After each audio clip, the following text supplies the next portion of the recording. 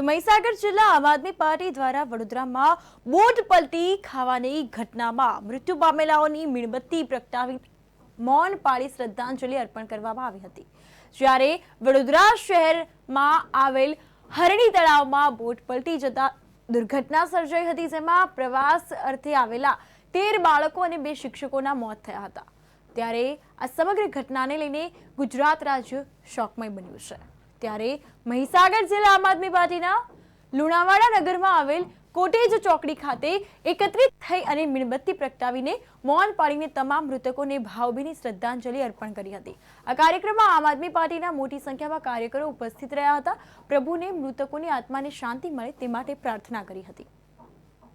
કાલે વડોદરાની અંદર એક સ્કૂલમાંથી બાળકોને હરણી વિસ્તારની અંદર पर्यटन प्रवास तरफ लई गया था। त्यारे हरणी विस्तारनी अंदर एक तळावनी अंदर बोटिंग करती वखत 12 થી વધારે नाना भूलकाओ तेमज 2 જેટલા शिक्षको बोटिंग करती वखत त्या बोट ऊंधी पड़वाथी त्या मृत्यु थयुं छे।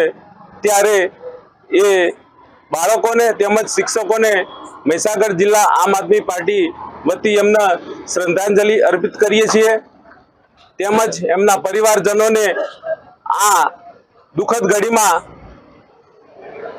घड़ीनी अंदर एमने आ दुख सहन करवानी भगवान माताजी एमने शक्ति आपे।